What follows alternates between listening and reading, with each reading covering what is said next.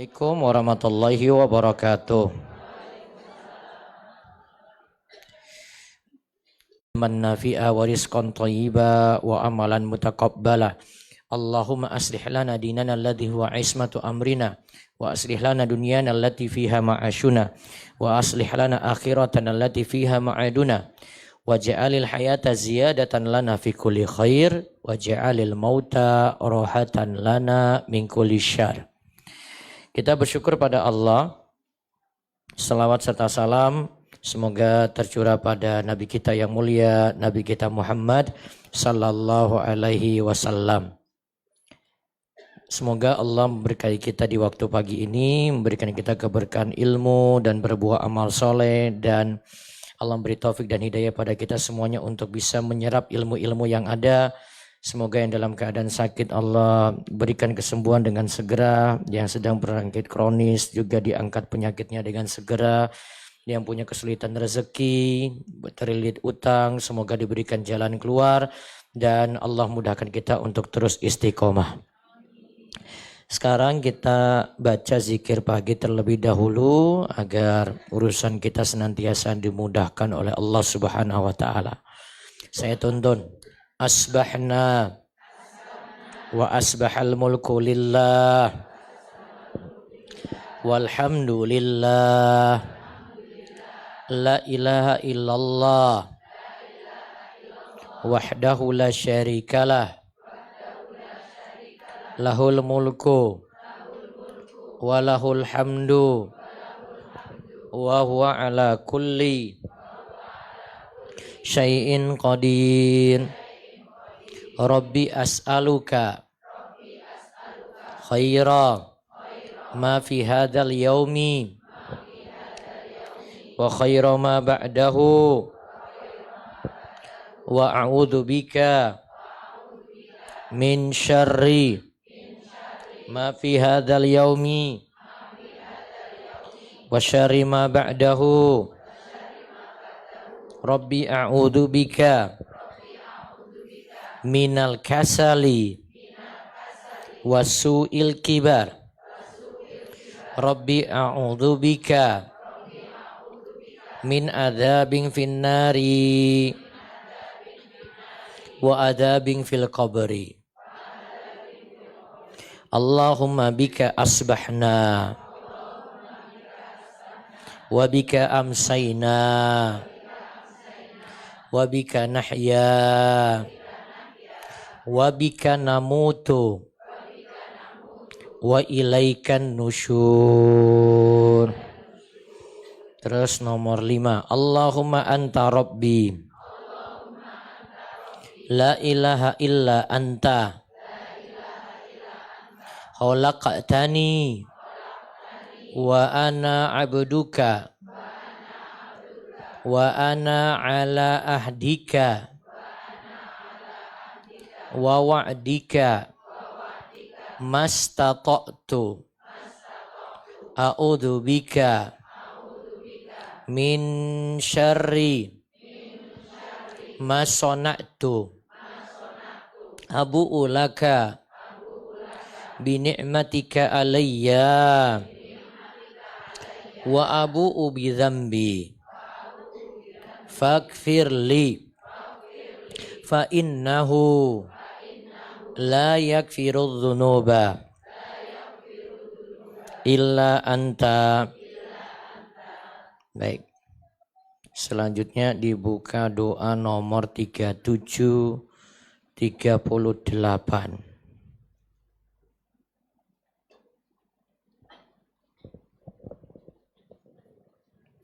Doa agar diri sendiri dan anak keturunan rajin sholat. Baik, saya tuntun, silakan diikuti. Rabbi ja'alni muqimas sholati wa min dzurriyyati Rabbana wa taqabbal du'a. Rabbi ja'alni muqimas sholati wa min dzurriyyati Rabbana wa taqabbal du'a. Ya Rabbku, jadikanlah aku dan anak cucuku orang-orang yang tetap mendirikan sholat. Ya Rabb kami, perkenankanlah doaku. Terus doa nomor 38. Doa berlindung dari hari yang jelek, malam yang jelek, waktu yang jelek, sahib yang jelek, dan tetangga yang jelek. Allahumma inni a'udzubika min yaumis su' wa min lailatis su' wa min sa'atis su' wa min sahibis su' wa min jaris su' fi daril muqamah. Ya Allah, sesungguhnya aku berlindung kepadamu dari hari yang buruk, dari malam yang buruk, dari waktu yang buruk, dari teman yang jahat, dari tetangga yang jahat, di tempat menetapku. Jadi maksudnya bukan ada hari-hari jelek, bukan, tapi ada hari yang disitu terjadi kecelakaan, keburukan, bahaya. Malam juga demikian, ada waktu juga demikian. Kemudian dari sisi orang ada teman yang jelek, ada tetangga yang jelek. Nah, semoga Allah lindungi kita dari itu semuanya. Nah, sekarang kita masuk di pembahasan yang berikutnya dari dampak jelek dari maksiat atau dosa. Dampak jelek dari maksiat atau dosa.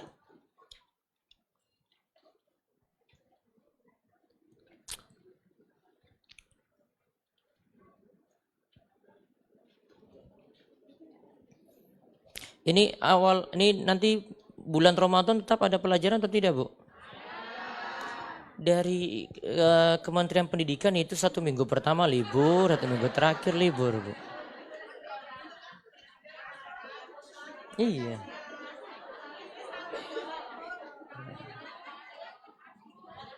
Libur itu, Bu. Bahkan itu mau dijadikan libur sesasi penuh loh, Bu, itu sebulan penuh. Saya malah dengar kayak gitu, alhamdulillah bisa liburan itu. Enggak libur, Bu, ya? Enggak usah. Ya ngaji seminggu saja ya bodohnya nambah terus, enggak nambah-nambah, ya kan? Apalagi sebulan suruh libur gitu ya. Iya, tambah bodohnya luar biasa tuh nanti, Bu. Sudah ngaji kurang terus ilmunya ya. Ya salam. Nanti enggak ada libur deh. Baik, kita terakhir. Nih, saya ulang yang nomor 24. Dosa itu penyebab berbagai bencana di muka bumi. Walaupun kita bisa buktikan ada, gempa ini karena kejadian di muka bumi seperti ini. Penelitian ilmiah ada. Tapi kita sebagai seorang muslim, ya, selalu merenungkan bahwasanya itu bisa jadi teguran dari Allah supaya kita introspeksi diri. Walaupun itu terjadi situ tanah longsor, ya gempa bumi, ada keberkahan bumi yang hilang, juga kita sebutkan sebelumnya ada penyakit dan hama pada tanaman. Tetap di sini tugas kita introspeksi diri. Wa ma asobakum min musibatin fabima kasabat aydikum wa ya'fu an katsir. Nanti bisa dilihat di surat Asy-Syura ayat 30. Coba lihat surat apa tadi? Asy-Syura ayat 30.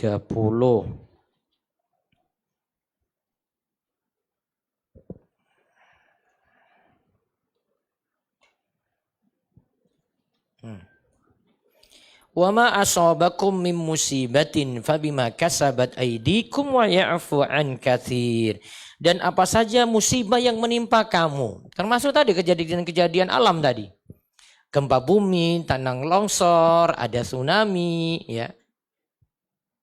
Ada keberkahan bumi hilang, terjadi kekeringan, tersebarnya hama, tanaman-tanaman pada rusak, tanaman-tanaman pada mati, terjadinya kebakaran di hutan, sama. Allah katakan, wa ma asabakum min musibatin fabima kasabat aydikum wa ya'fu an katsir. Musibah apa saja yang menimpa kalian, musibah apa saja yang menimpa kalian, maka itu disebabkan karena tangan kalian. Yang dimaksudkan karena tangan kalian itu adalah karena dosa yang kalian perbuat. Wa ya'fu an katsir. Dan Allah tutup di sini, Allah katakan, dan Allah memberikan pemaafan dengan pemaafan yang banyak. Nah, coba di sini lihat, saya tambahkan catatan yang kemarin ini. Tadi surat apa? Asy-Syura ayat 30.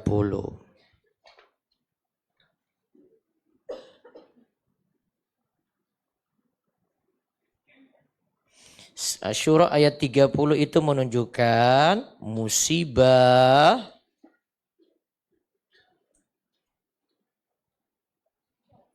itu karena dosa.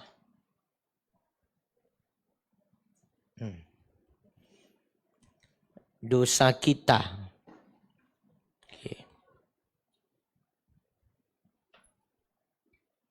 Artinya Bu, musibah ini wujud dari dosa tadi ini loh. Jadi dosa yang kita perbuat wujudnya itu musibah.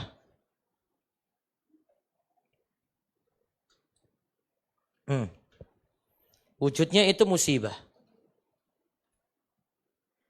Tapi ingat, tadi disebutkan tidak semua dosa diwujudkan dalam musibah. Karena masih ada di sini pemaafan Allah. Masih ada pemaafan dari Allah. Terus pemaafannya gimana di situ? Dikatakan pemaafannya itu banyak.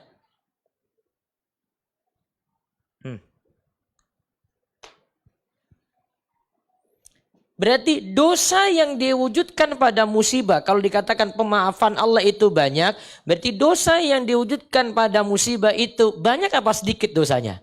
Baru sedikit, Bu. Maka di sini dosa kita ini baru sedikit yang diwujudkan dalam musibah. Baru sedikit, Bu. Seandainya dosanya itu ada 100 dulu. Dosanya di sini ada 100. Tuh. Cuma diambil satu bagian saja kena hukuman tuh. Sisanya ada 99. Ada apa di sini? Pemaafan dari Allah. Karena seandainya dosanya itu 100. Diwujudkan semua dalam musibah. 100 juga hancur tuh manusia, Bu. Betul nggak? Hancur manusia. Tapi dikatakan dari 100 ini misalnya, ya pemaafan Allah itu masih besar di situ. Satu bagian saja misalnya itu jadi teguran untuk manusia. Itu renungkan baik-baik ini dalam surah Asy-Syura ayat 30 tadi.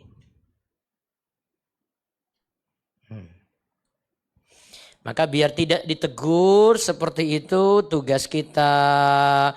Terus banyak taubat, banyak istighfar, banyak mohon ampun, introspeksi diri terus. Renungkan kesalahan-kesalahan yang ada.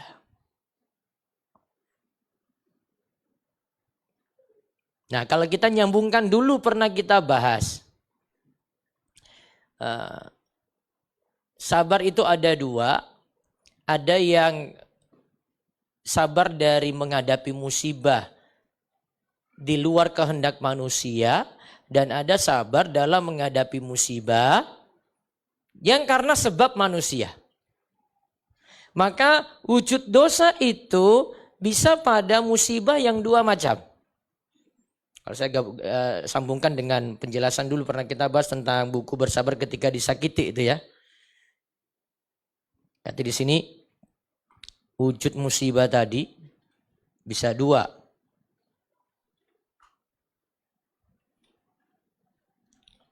Ada musibah di luar kehendak manusia.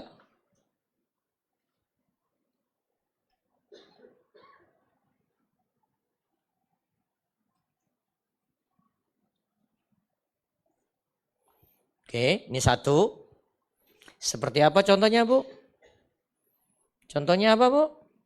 Sakit. Kan kita tidak menginginkan diri kita sakit.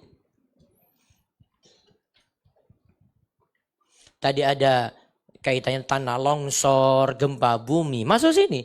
Kita nggak inginkan itu semuanya.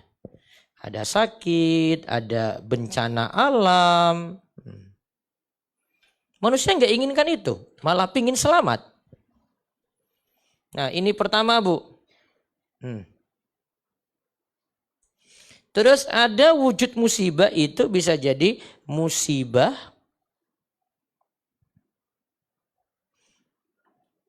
karena diganggu atau disakiti manusia.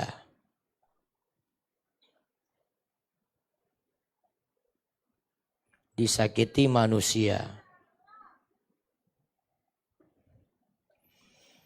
Misalnya dizolimi, difitnah, dirasani, diejek. Gitu. Wujud musibah tadi bisa dua ini. Kalau kita lihat lagi sekali lagi dalam penjelasan Ibnu Taimiyah.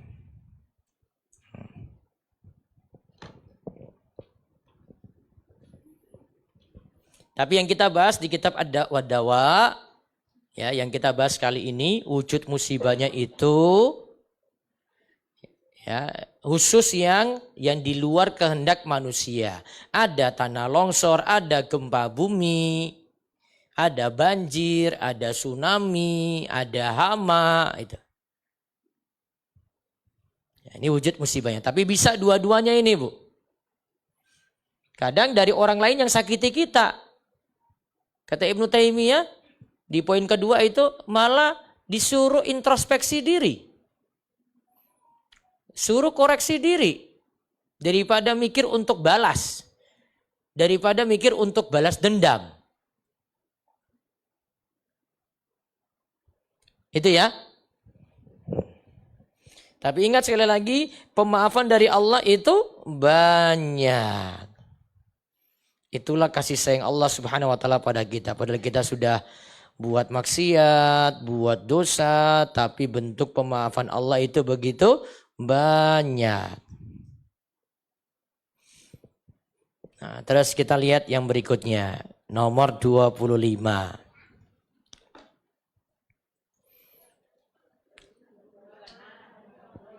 Ya 25 yang kemarin masih ngulang, Bu, masih mengulang. Belum selesai yang kemarin, Bu.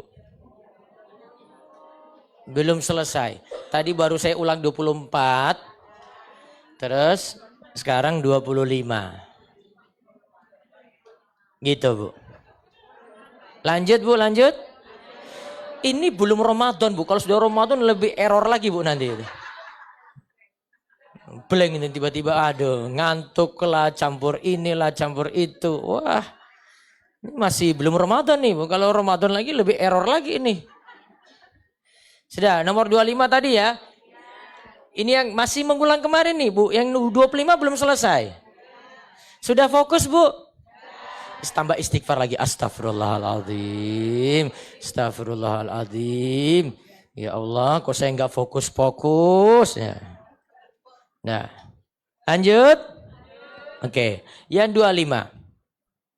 Dampak dari maksiat atau dosa adalah dosa atau maksiat berpengaruh pada bentuk dan fisik manusia. Nah, itu saya belum bahas semua itu.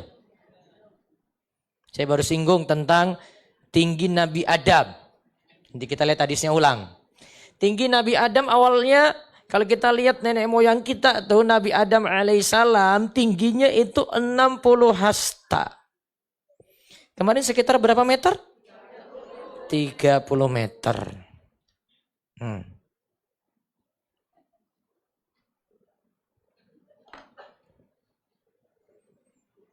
Lalu terus berkurang. Sudah catat ini, Bu? Coba saya bacakan lagi. Lihat riwayat lengkapnya berikut ini. Nomor 25. Ya.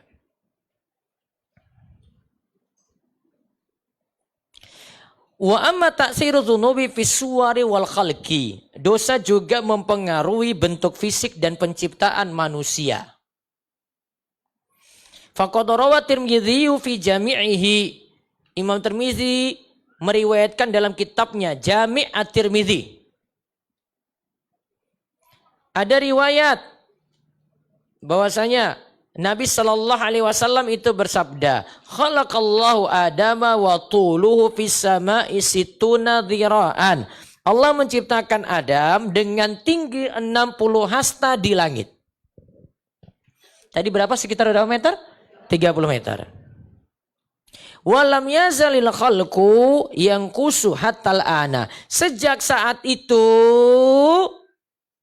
tinggi manusia terus berkurang hingga saat ini. Saat ini tingginya berapa, Bu? Berapa, Bu? Dari 150, 160, 170, 180 jarang-jarang. Ke atas tuh.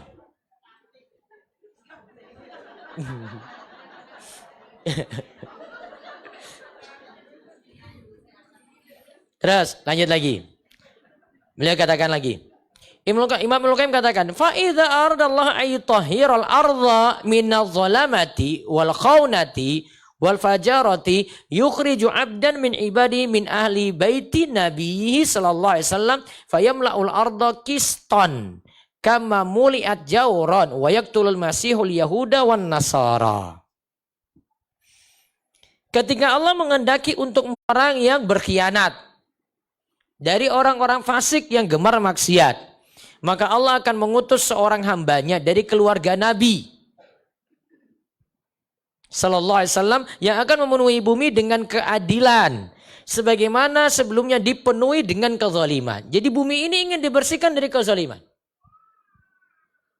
Maka akan diutus, ya, ada yang diutus itu untuk mendatangkan keadilan. Kemudian Nabi Isa alaihi salam akan membunuh orang Yahudi dan Nasrani. Ini terjadi pada akhir zaman. Sehingga keadilan akan tegak di muka bumi. Ini bagian yang ini cerita nanti di akhir zaman. Saat ini Nabi Isa alaihissalam diangkat ke langit. Kemudian nanti menjelang hari kiamat, Nabi Isa akan turun ke muka bumi. Itu tadi akan menumpas Yahudi dan Nasrani. Kemudian salah satu tugasnya lagi adalah membunuh Al-Masih Ad-Dajjal. Membunuh Dajjal. Sehingga keadilan akan tegak di muka bumi. Jadi awalnya itu ada kesuliman banyak, pengkhianatan dan kefasikan. Nah itu mau dibersihkan itu. Sampai nanti di akhir zaman nanti diutus Nabi Isa alaihissalam. Ketika itu Nabi Isa Nabi Isa itu diturunkan, kemudian datang keadilan setelah itu. Lalu dikatakan lagi, wa yuqimud dinal ladzi ba'asallahu fi bihi rasulahu wa tukhrijul arda barakatiha wa ta'udu kama kanat hatta innal isabata minan nasi la yakuluna rummanah wa yastadhilluna bikihfiha. Ini tentang cerita akhir zaman lagi nih. Ketika agama yang dibawa oleh Rasulullah SAW tegak kembali. Pada akhir zaman. Bumi akan mengeluarkan keberkahannya. Bumi jadi berkah lagi. Ini cerita akhir zaman nih. Bukan zaman kita nih. Dan dunia akan kembali seperti semula. Sampai-sampai sekelompok orang bisa makan dari satu buah delima dan bernaung di bawah kulitnya. Satu tandan anggur akan sebesar beban seekor unta. Dan susu dari seekor unta betina akan cukup untuk memberi makan banyak orang. Sudah ada belum zaman ini, Bu? Belum ini. Nanti di zaman Nabi Isa turun itu. Semua ini terjadi karena bumi telah disucikan dari dosa dan maksiat. Sehingga keberkahan dari Allah kembali tampak setelah sebelumnya terhapus oleh dosa dan kekufuran. Maka tidak diragukan lagi bahwa hukuman yang Allah turunkan di bumi meninggalkan jejak yang masih terus berlangsung, menuntut akibat yang serupa dari dosa-dosa yang mirip dengan kejahatan yang menyebabkan umat-umat terdahulu dihancurkan. Jadi umat-umat terdahulu itu sudah dihancurkan dikarenakan dosa dan maksiat. Nah, nanti di akhir zaman dibersihkan lagi, datang keadilan. Sampai makmur lagi itu. Maka jejak-jejak ini di bumi merupakan bekas dari hukuman-hukuman terdahulu. Ya, ada bagian-bagian bumi yang hancur itu, ya, bekas-bekas dari hukuman terdahulu. Sebagaimana maksiat-maksiat yang ada sekarang merupakan kelanjutan dari kejahatan sebelumnya. Dengan demikian, hukum Allah dan ketetapan Allah tetap berlaku dari awal hingga akhir. Hukuman yang besar ditimpakan untuk kejahatan yang besar, sementara yang ringan untuk dosa yang lebih kecil. Berarti ada hukuman yang besar karena dosanya besar. Ada hukuman yang ringan karena dosanya lebih kecil. Demikianlah cara Allah menghakimi makhluknya baik di alam barzakh maupun di akhirat sebagai tempat pembalasan. Nah, berarti kita tulis dulu nanti kaitannya dengan akhir zaman lagi nih.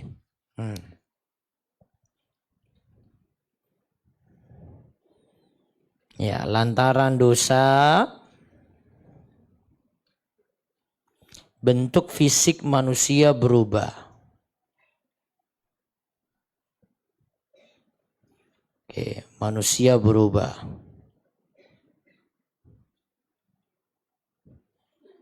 Oke. Terus tadi ceritanya hingga datang akhir zaman.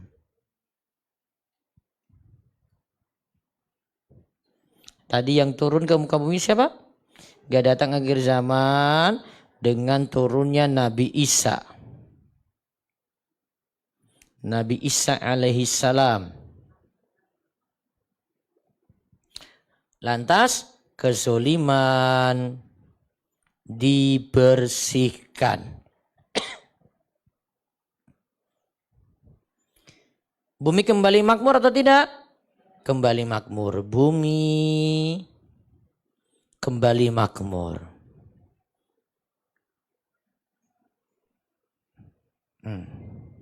Saat ini sudah apa belum? Belum. Ini belum nih. Nanti di akhir zaman. Bumi kembali makmur. Karena sudah dibersihkan tadi kezoliman, pengkhianatan, dan seterusnya.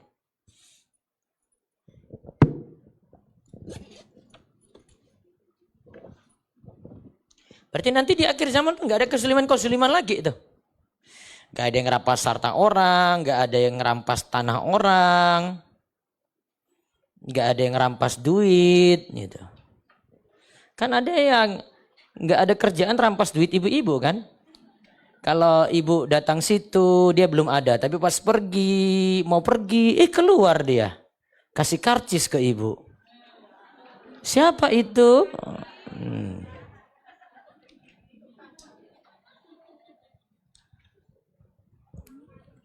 Malas-malas saja itu mereka, Bu, itu. Padahal sudah ditulis itu parkir gratis. Keluar juga, bayar. Yang penting standarnya sudah turun, sudah itu kena tuh. Sekarang berapa parkir, Bu? 2.000 terus tuh itu. Nanti kezaliman akan dihapus seterusnya. Nanti ketika di akhir zaman. Nah, terus terakhir dikatakan oleh Ibnul Qayyim. Wa ta'ammal muqaranata syaitan wa mahillahu wa darahu. Perhatikan bagaimana setan mempengaruhi kehidupan manusia. Ketika seorang bersekutu dengannya, dengan siapa? Dengan setan. Dan dikuasai oleh setan, maka keberkahan dalam umurnya, amal perbuatannya, perkataannya, dan rezekinya akan dicabut. Ya Allah. Ini dari godaan setan nih. Maksiat tadi itu. Karena godaan setan, terus kita tergoda, akhirnya maksiat terjadi.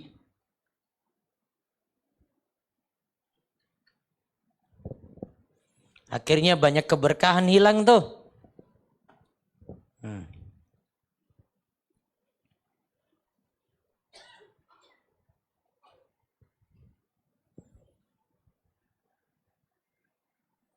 Nuzi'atil barakatu min umurihi. Keberkahan umur hilang.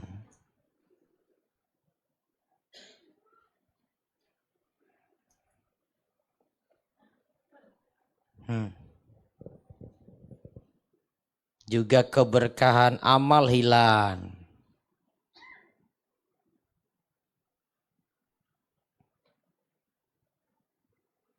Contoh keberkahan umur hilang, waktu kita habis dengan yang sia-sia, scrolling terus itu video short, reels, TikTok tuh. Sekarang ibu-ibu kejar konten, nah, mama itu. Terus keberkahan amal juga hilang, amalnya berkurang.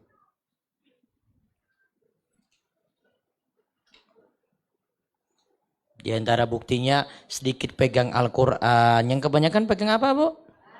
Masya Allah. Terus ada di sini lagi disebut wa qaulihi, ya.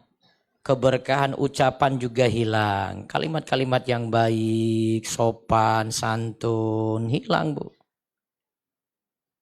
Berkurang. Bang, saat ini orang-orang nggak tahu cara bicara dengan yang lebih tua. Anak-anak muda itu nggak tahu tuh. Gen Z, Gen Alpha itu, Bu. Ibu Gen apa, Bu? Gen X.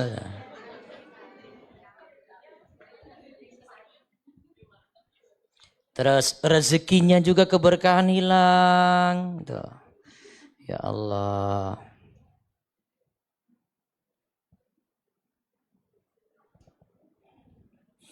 Di antara bukti keberkahan rezeki hilang, kayak kurang terus.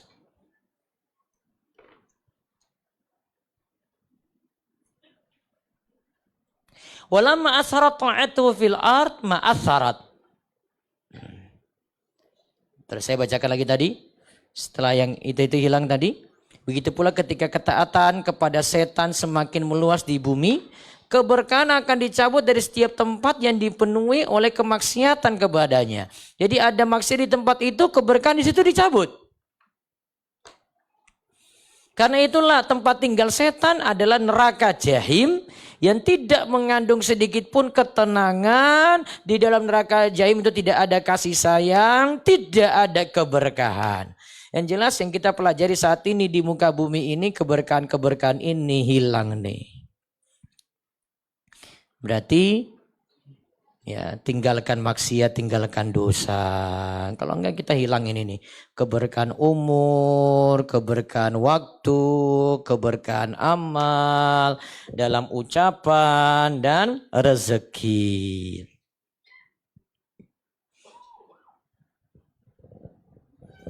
Sudah? 25 sudah, Bu? Ya. Nah, sekarang kita catat nomor 26.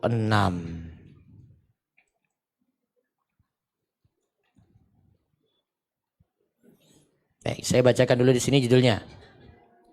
Akibat dari maksiat itu padamnya api kecemburuan yang menjaga hati.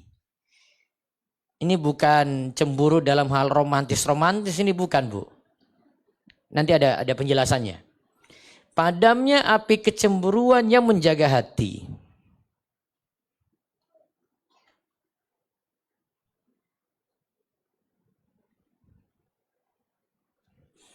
Padamnya api kecemburuan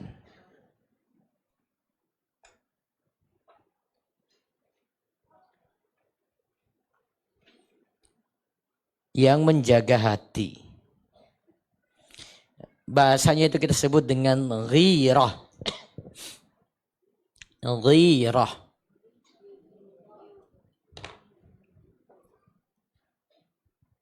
Al-ghiratu.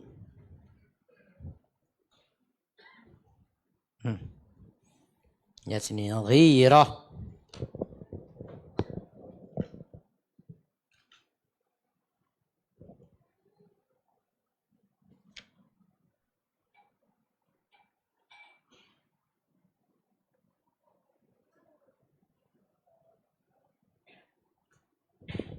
Dah, saya jelaskan tentang ghirah dulu di sini yang dimaksud. Ini ada tulisan saya di sini.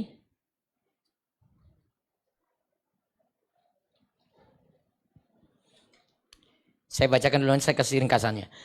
Cemburu yang dimaksud dalam konteks ini bukanlah sekadar kecemburuan dalam hubungan romantis. Melainkan ghirah yaitu rasa cemburu yang lahir dari kehormatan, harga diri, dan penjagaan terhadap kebaikan serta kemurnian hati. Dalam Islam ghirah itu adalah sifat yang terpuji yang mendorong seseorang untuk menjaga dirinya, menjaga keluarganya dan masyarakat dari hal yang bertentangan dengan nilai-nilai moral dan syariat. Ia berfungsi sebagai api yang membakar segala bentuk keburukan, baik dalam diri maupun lingkungan. Jika api ini padam, nah ibaratnya seperti api. Jika api ini padam akibat dosa, maka seorang akan kehilangan kepeduliannya terhadap kemungkaran dan keburukan. Sehingga kebejatan moral dapat merajalela. Jadi maksudnya di sini adalah cemburu agar tidak terjerumus dalam dosa. Ibaratnya api tadi. Kalau rasa cemburu itu hilang terhadap dosa tadi itu untuk dia tinggalkan, maka dosa akan mudah dilakukan. Ini seperti yang kita sebut, ibu-ibu sekalian, pernah kita bahas laki-laki dayus. Pernah dengar kayak gitu enggak, Bu? Saya bacakan hadisnya nih tentang laki-laki dayus nih. Yang Nabi SAW itu sebut, ada 3 orang yang Allah haramkan masuk surga. Mudminul khamri, 1 pecandu khamar, wal aqa, orang yang durhaka pada orang tua, wad dayus, laki-laki dayus, alladzi yuqirru fi ahli al-khubatha, yaitu laki-laki yang tidak memiliki sifat cemburu, yang menyetujui perkara keji pada keluarganya. Keluarganya maksiat, dia biarin aja. Gak mau ingatkan, gak mau nasihatkan, biarin aja. Anak perempuannya seperti itu, dibiarin terus. Istrinya seperti itu, dibiarin juga. Yang paling masalah misalnya dalam hal-hal wajib. Misalnya keluarganya nggak sholat, dibiarin aja. Itu namanya laki-laki apa, Bu? Dayus. Tidak punya rasa cemburu sama sekali. Padahal keluarganya buat maksiat.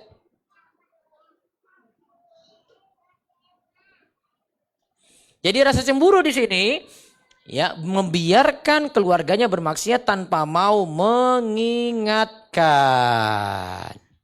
Sini saya ada contohkan beberapa di sini, Bu. Contoh 1, membiarkan anak perempuan atau anggota keluarga berhubungan via telepon atau WA-an, bermedia sosial dengan laki-laki yang bukan mahram. Ada lagi yang kedua di sini, merelakan anggota keluarga perempuan berdua-duaan dengan laki-laki bukan mahram. Ada lagi yang ketiga di sini, membiarkan anggota keluarga perempuan mengendarai mobil sendirian bersama laki-laki bukan mahram. Yang keempat, merelakan anggota keluarga perempuan keluar rumah tanpa hijab, tanpa jilbab, tanpa hijab syar'i. Sehingga bisa dipandang dengan leluasa. Ada lagi sini contohnya, mendatangkan film dan majalah penyebar kerusakan dan kemesuman ke dalam rumah. Ya Allah, ini berat sekali nih Bu ya.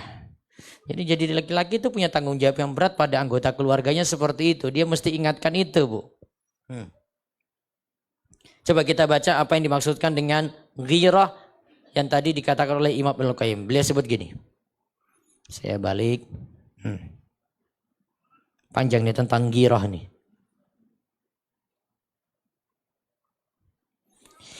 Salah satu akibat dari perbuatan dosa adalah padamnya api kecemburuan dalam hati. Yang sejatinya memiliki peran penting bagi kehidupan dan kebaikan seseorang. Sebagaimana panas alami yang diperlukan untuk kelangsungan hidup seluruh tubuh. Kecemburuan itu ibarat api. Jadi Imam Ibnul Qayyim katakan ini ibarat api yang membakar dan membersihkan hati dari keburukan-keburukan. Serta sifat-sifat tercela. Jadi kalau ada ghirah di sini, hal-hal buruk hilang. Ibaratnya api tadi yang membakar tuh. Sebenarnya api yang digunakan untuk memurnikan emas, perak, dan besi dari kotorannya. Jadi kita bahas di sini, ghirah itu ibarat api yang membakar untuk membersihkan hati. Sebut di sini ghirah. Ini ibarat api yang membakar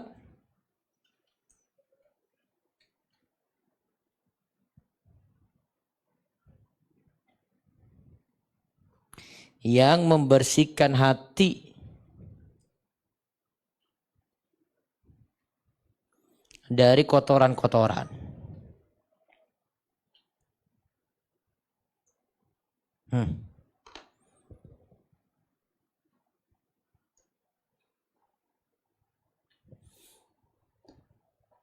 Ada api ini, akhirnya hati kita itu bersih dari berbagai macam kotoran tadi. Ada situ ada perbuatan jelek, sifat-sifat jelek, karena ada ghirah di sini. Kayak tadi ibaratnya laki-laki yang punya ghirah, yang punya rasa cemburu, berarti kalau dia lihat anaknya nggak sholat, maka dia ingatkan supaya anaknya sholat. Berarti kalau ghirahnya atau rasa cemburunya nggak ada, apa yang terjadi Bu? Anaknya dibiarkan tidak sholat. Tuh. Terus dikatakan lagi oleh Imam Ibnul Qayyim.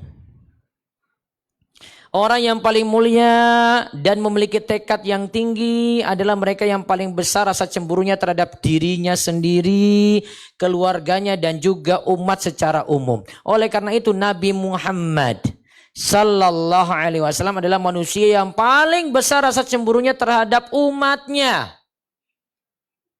Sementara Allah Ta'ala memiliki kecemburuan yang lebih besar lagi darinya. Dalam hadis sahih Rasulullah Sallallahu Alaihi Wasallam bersabda berikut ini. Ata'jabuna min ghairati Sa'din. Ata'jabuna min ghairati Sa'din. Lianna aghyaru minhu. Wallahu aghyaru minni. Apakah kalian heran dengan kecemburuan Sa'ad? Aku lebih cemburu darinya. Dan Allah lebih cemburu dariku. Dalam hadis lainnya dikatakan ketika berkhutbah saat gerhana matahari. Gerhana matahari berarti malam apa siang Bu? Ibu? Ya siang lah. Rasulullah SAW itu bersabda, wahai umat Muhammad, tidak ada yang lebih cemburu daripada Allah ketika seorang hambanya berzina. Allah tidak suka hambanya berzina. Atau seorang hamba perempuannya berzina. Beliau juga bersabda dalam hadis lainnya, tidak ada yang lebih cemburu daripada Allah, karena itu Allah mengharamkan segala perbuatan keji, yang baik yang tampak maupun yang tersembunyi. Tidak ada yang lebih menyukai alasan dan permintaan maaf dari Allah, karena itu Allah mengutus para rasul. sebagai pembawa kabar gembira dan peringatan, dan tidak ada yang lebih menyukai pujian selain Allah, maka Allah pun memuji dirinya sendiri. Nah, sini kita catat. Tadi di sini disebut ghirah ini harus ada pada ghirah atau tadi cemburu.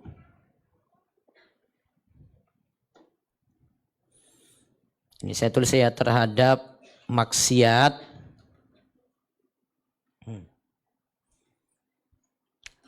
Terhadap maksiat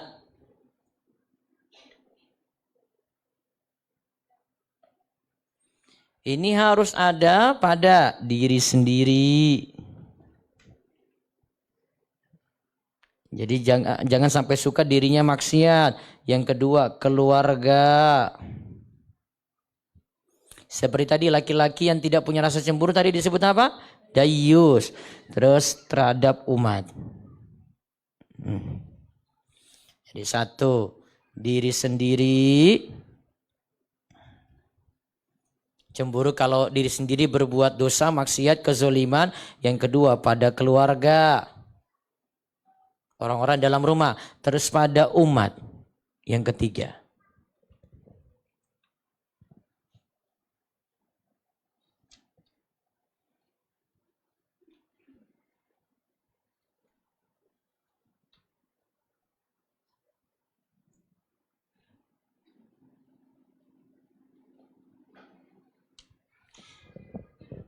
Manusia yang paling cemburu pada umatnya agar tidak terjerumus dalam maksiat siapa tadi? Rasulullah.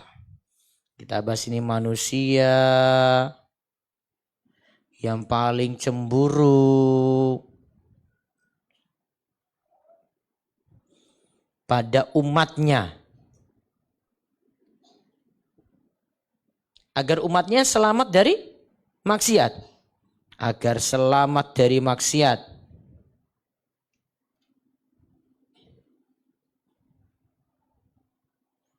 Siapa di sini, Bu? Rasulullah sallallahu alaihi wasallam.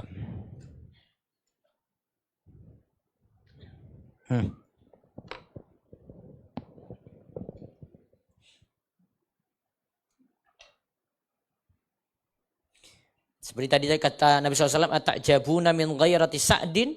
Apakah kalian itu lihat dari rasa cemburunya Sa'ad? Li'anna aghyaru minhu. Aku lebih cemburu daripada dia. Artinya Nabi lebih tidak suka kalau lihat orang itu buat maksiat. Wallahu aghyaru minni. Dan Allah lebih tidak suka lagi. Kita tambahkan sini, Allah lebih tidak suka lagi. Setelah Rasulullah SAW di sini, Allah lebih tidak suka hambanya buat maksiat.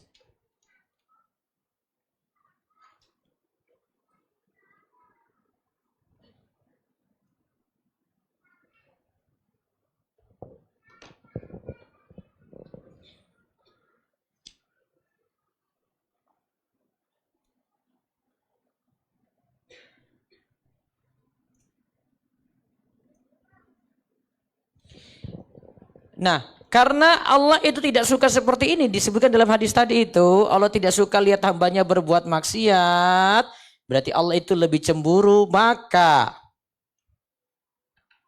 tadi Allah lebih cemburu, maka tadi disebutkan dalam hadis, min ajil zalika arsala rusula mubasyirina wa mundzirin, maka diutuslah Rasul.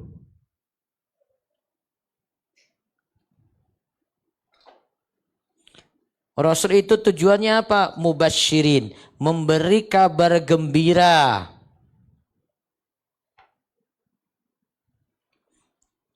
Memberi kabar gembira, diberikan kabar gembira surga,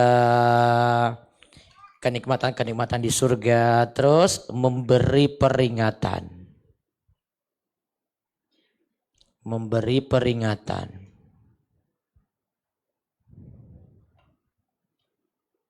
Ini satu, terus dua.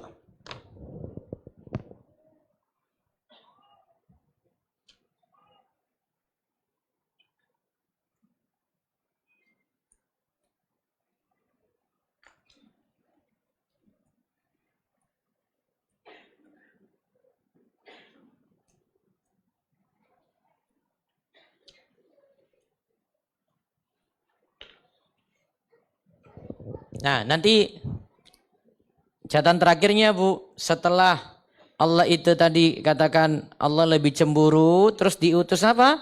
Rasul tengah-tengah kita. Dan yang meneruskan Rasul ini adalah para ulama. Nanti memberi kabar gembira terus memberikan peringatan. Maka di sini kalau kita simpulkan juga Imam Ibnu Qayyim itu katakan di sini ghira allati asluha karahatu al-qabaihi wa bughduha. Maka ghirah atau cemburu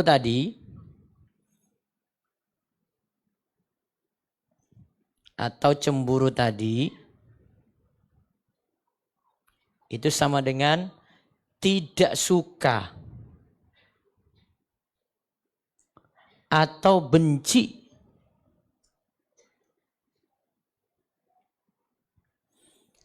pada perbuatan dosa atau maksiat.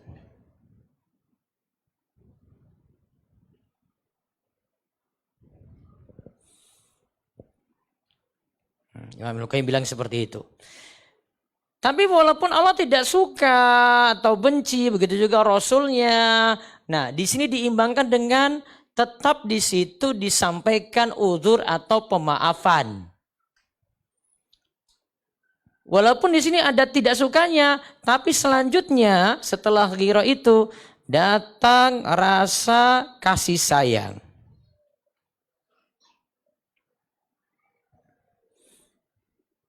Dengan tadi itu loh, diutusnya apa? Diutusnya Rasul. Kalau Allah dan Rasulnya itu cuma tidak suka saja, ya sudah. Nggak diberitahu apa-apa, nggak diberikan penjelasan. Tapi di sini datanglah Rasul, diutuslah Rasul sebagai bentuk kasih sayang. Tuh. Rasa kasih sayang, rahmat lagi nih. Bentuk ihsan, maka diutusnya Rasul. Sehingga kita tahu ajaran-ajaran kita ini loh. Maka kalau kita itu ngerti agama, terus Allah pahamkan tentang syariat-syariat, itu tanda kasih sayang dari Allah Subhanahu wa taala untuk kita tuh. Supaya itu kita tidak terjerumus dalam perbuatan dosa dan maksiat ini. Nah, diutusnya Rasul ini ada penjelasannya dalam Al-Quran dan sunnah Nabi kita Muhammad Sallallahu Alaihi Wasallam. Ini diutusnya Rasul. Maka ada di sini ya ajarannya dalam Al-Quran dan sunnah, yaitu hadis-hadis Nabi kita Muhammad Sallallahu Alaihi Wasallam. Maka pelajarilah ilmu dari dua ini biar selamat dari berbagai macam dosa dan maksiat. Baik, tentang ghirah masih dilanjutkan lagi di pertemuan berikutnya insya Allah.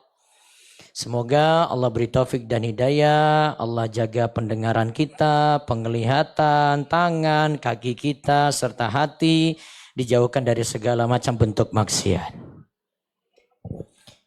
Silakan jika ada pertanyaan, semoga.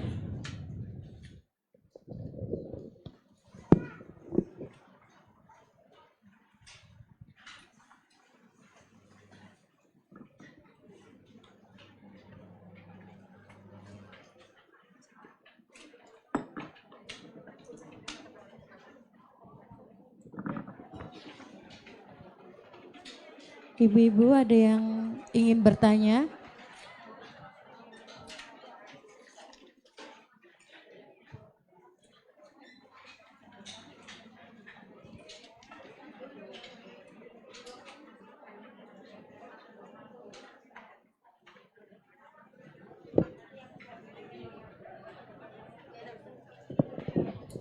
Ada ibu-ibu? Ada. Ada Bu Dewi.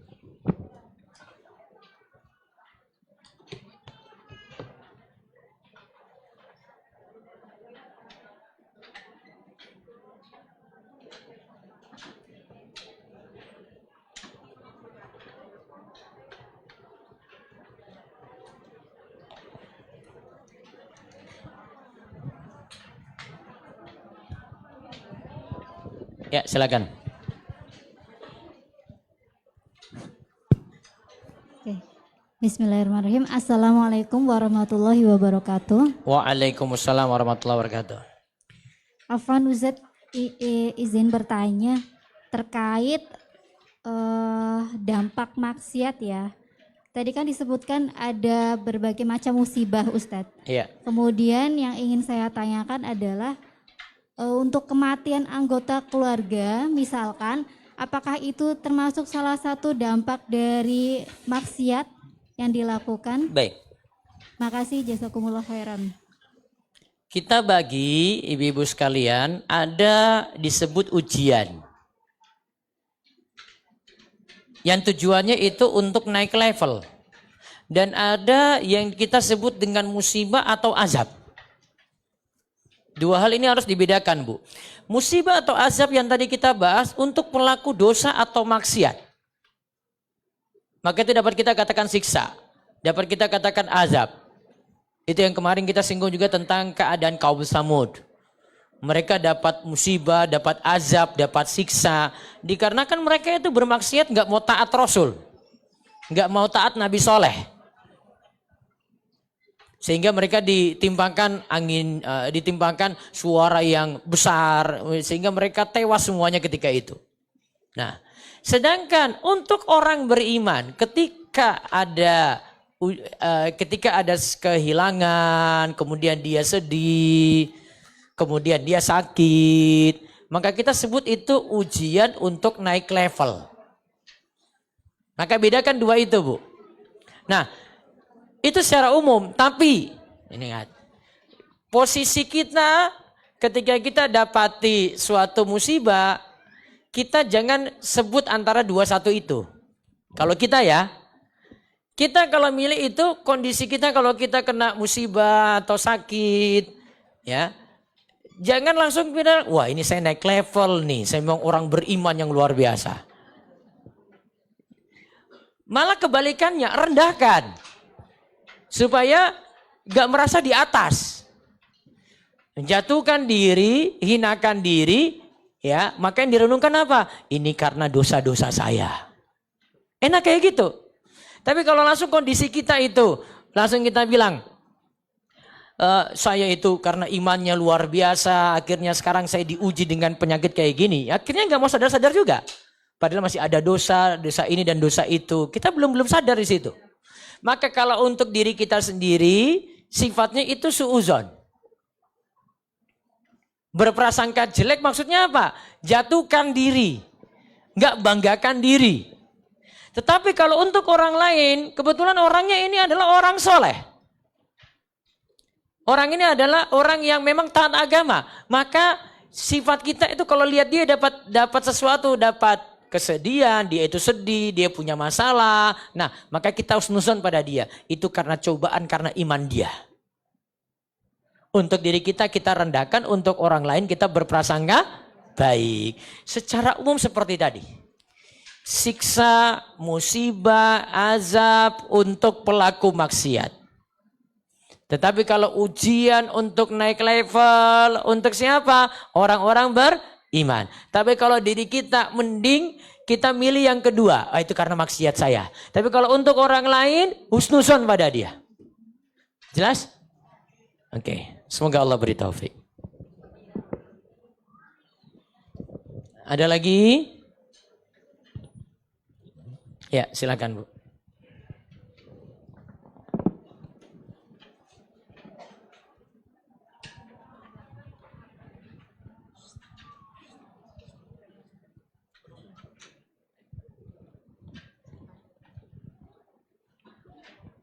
Tanya Ustadz, apa Nabi Isa kan disebut juga Al-Masih. Itu kok Dajjal kok mengapa juga disebut Al-Masih juga? Berarti temanan gitu, Bu? Iya. Wasak sedulur.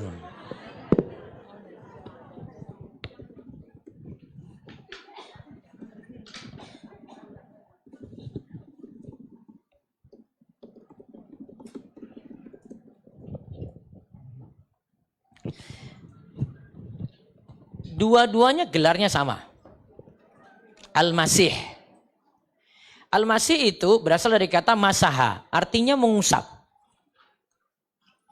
Pada Nabi Isa, karena Nabi Isa itu beliau diberi mukjizat, beliau dapat mengusap orang sakit dan dengan izin Allah penyakit orang ini sembuh. Terus, kalau pada Dajjal, kita katakan Al-Masih ada beberapa pengertian. Di antara pengertian Al-Masih pada Dajjal itu, matanya terusap, artinya matanya cacat. Dalam hadis disebut awar, buta sebelah. Kalau awar buta sebelah, seolah-olah ada sesuatu yang diusap atau terhapus. Makna lainnya, Dajjal itu akan berkeliling dunia, mengusap permukaan bumi. Kecuali 2 kota suci saja, Mekah dan Madinah. Juga dapat disebut Dajjal itu penipu besar karena dia itu mengaku sebagai Tuhan. Dan akan membawa fitnah yang luar biasa ketika Dajjal itu keluar. Maka kalau dilihat berarti Al-Masih yang benar, Nabi Isa apa Dajjal? Nabi Isa. Sedangkan untuk Dajjal itu Al-Masih yang palsu. Itu Bu. Sama-sama secara bahasa mengusap juga. Tapi pada Nabi Isa alaihissalam karena beliau Allah karuniakan mukjizat bisa mengusap ya orang sakit lantas sembuh dengan izin Allah. Sedangkan Dajjal suatu yang berbeda. Dia mengundang fitnah luar biasa di akhir zaman. Ya, Dajjal itu buta sebelah. Kemudian Dajjal itu nanti akan mengusap muka bumi, akan berkeliling dunia dengan cepat. Wallahu a'lam. Baik, ada lagi? Monggo Bu. Bu.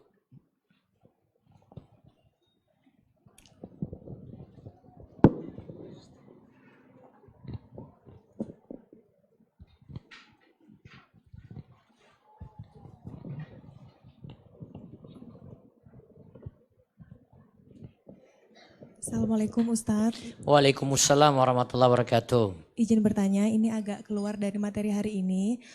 Misalkan kita membantu saudara untuk melunasi hutang, kondisi saudara ini memang terhimpit sekali gitu. Ya. Tapi kita niatkan untuk zakat itu boleh nggak ya Ustadz? Itu pertama. Kedua, untuk baju wanita itu sebetulnya apakah ada aturan harus 1 pieces? Maksudnya dress aja dengan himar atau boleh tunik dengan rok seperti itu? Assalamualaikum warahmatullahi wabarakatuh. Untuk perempuan dulu yang kedua, pertanyaan yang kedua, apakah untuk wanita itu satu setel, berarti gamisan terusan langsung gitu, terus jilbab di atasnya, ataukah boleh 2 bagian, atas dan bawah itu ada pakaian sendiri-sendiri? Dua-duanya boleh, ya dua-duanya boleh. Yang penting tujuannya menutup aurat. Aurat wanita yang ditutup apa ibu-ibu? Apa Bu? Seluruh tubuh kecuali wajah dan telapak tangan. Sudah itu. Itu sudah terpenuhi dengan 2 cara itu, dua-duanya dibolehkan.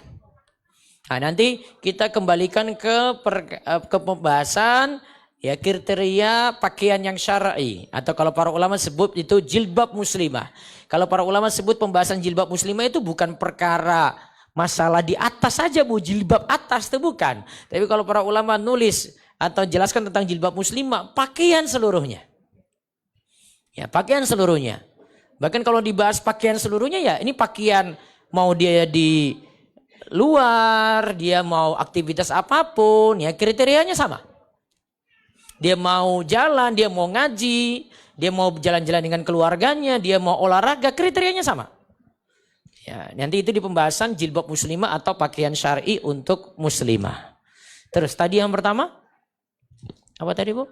Kalau kita membantu saudara untuk melunasi hutang gitu, tapi kita niatkan untuk zakat apakah boleh? Oke.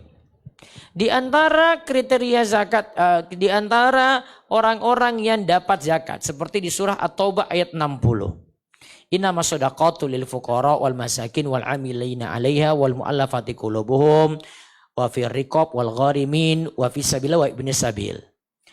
Ada 8 golongan Bu. 1 fakir, 2 miskin, 3 amil zakat, 4 mu'allaf, 5 untuk pembahasan budak. 6 untuk melunasi utang gharim. Gharim itu orang yang terlilit utang. Terus yang ke-7 fisabilillah untuk jalan dakwah. Kemudian yang ke-8 Ibnu Sabil untuk musafir yang terputus perjalanan. Allah menggunakan istilah innama di awal ayat surah At-Taubah 60 tadi. Menunjukkan bahwasanya zakat itu hanya peruntukannya untuk 8 golongan ini saja. Yang punya sifat 8 ini. Tidak bisa di luar dari itu. Ya, tidak bisa di luar dari itu. Hanya untuk 8 ini. Nah, kalau dilihat tadi Ibu maksudkan dengan utang, perlu dicek 2 hal saja, Bu. Pertama, bisa jadi dia masuk gharim tadi dengan catatan dia punya utang dan tidak punya sesuatu lagi untuk melunasi utangnya. Aset-aset semuanya habis. Kalau tidak punya aset, asetnya tidak bisa menutupi utangnya tadi. Atau yang kedua, kalau punya utang bisa juga masuk golongan fakir miskin. Dengan catatan, fakir miskin itu tipenya sama, tidak bisa memenuhi kebutuhan pokok seluruhnya. Ulama Syafi'i itu sebutkan kebutuhan pokoknya misalnya 10. Dia paling maksimal cuma bisa penuhi 9. 9 dari 10. Ya, 9 dari 10. Kalau fakir lebih parah. Cuma di bawah 50% dia bisa penuhi. Sedangkan kalau miskin masih di atasnya. Tapi tidak bisa 100%. Ya, dia penuhi dari kebutuhan pokok. Nah, kalau diperhatikan tadi, kalau memang keluarga ada ya di antara 2 kategori ini. Bisa fakir miskin dia masuk, bisa juga gharim tadi. Kalau memang memenuhi kriteria tersebut, lebih utama kasih ke keluarga daripada orang jauh. Zakat diberikan pada keluarga pahalanya 2. Pahala pertama, sodakoh. Pahala yang kedua, silaturahim. Jadi pahala sodakoh dapat, pahala silaturahim juga dapat. Tapi kalau itu kasih ke orang lain, pahalanya cuma pahala sodako saja. Nah, makanya tadi sudah tepat keluarga, tinggal lihat masuk kategori yang mana di situ. Dari fakir miskin atau gharim tadi. Cuma 2 kemungkinan itu saja, Bu. Ya, nanti silakan ditimbang-timbang. Wallahu a'lam. Baik, ada lagi? Saya belum bahas zakat ya, nanti. Tunggu tulisan saya selesai dulu. Ada lagi, Bu? Silakan. Belum ada? Ustadz maaf satu lagi. Gih. Boleh nggak Ustadz? Silakan. Lanjut yang pakaian wanita tadi Ustadz. Kalau celana itu boleh nggak? Misalkan yang longgar, kalau dari jauh seperti rok kayak gitu boleh nggak Ustadz? Apa namanya, Bu?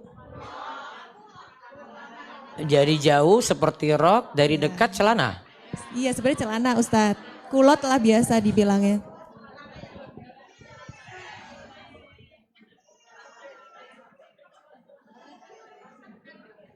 Gitu ya, Bu ya. Coba saya cek dulu tulisan saya masih ada nggak?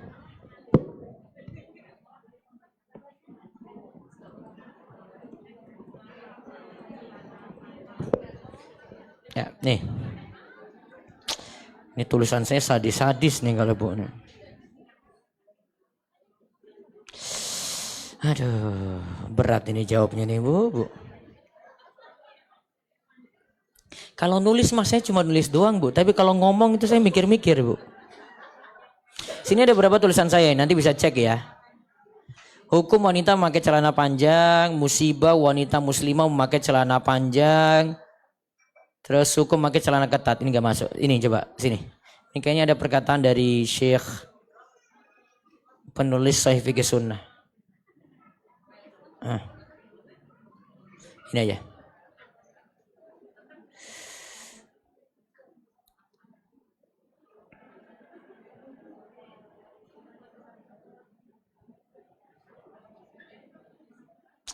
Syekh Abu Malik katakan gini, maka celana panjang adalah sejelek-jelek musibah yang menimpa banyak wanita saat ini. Semoga Allah beri petunjuk pada mereka. Walaupun celana tersebut bisa menutupi aurat, namun ia bisa tetap menggoda dan membangkitkan syahwat. Apalagi jika celana tersebut sampai bercorak. Sebagaimana telah diketahui bahwa di antara syarat jilbab syar'i adalah tidak sempit dan tidak membentuk lekuk tubuh. Sedangkan celana panjang sendiri adalah di antara pakaian yang mengundang syahwat. Bahkan kadang celana tersebut sampai terlalu ketat. Ada juga celana yang warnanya seperti warna kulit sampai dikira wanita itu tidak memakai celana sama sekali. Ini sungguh perilaku yang tidak dibenarkan namun sudah tersebar luas, oleh karena itu tidak diperkenankan wanita memakai celana panjang. Jika ia memakai celana semacam itu di hadapan suami selama celananya tidak menyerupai pakaian pria maka tidak masalah. Namun tidak diperkenankan jika dipakai di hadapan mahram, lebih-lebih di hadapan pria non mahram. Akan tapi tidak mengapa jika wanita mengenakan celana panjang di dalam pakaian luarnya yang tertutup. Berarti tertutup ya, karena memakai celana di bagian dalam seperti ini lebih menjaga dari terbukanya aurat, lebih-lebih lagi kalau naik kendaraan. Selesai. Saya cuma baca tulisan saya saja, Bu. Gitu. Sampun, nggak ada pertanyaan lagi.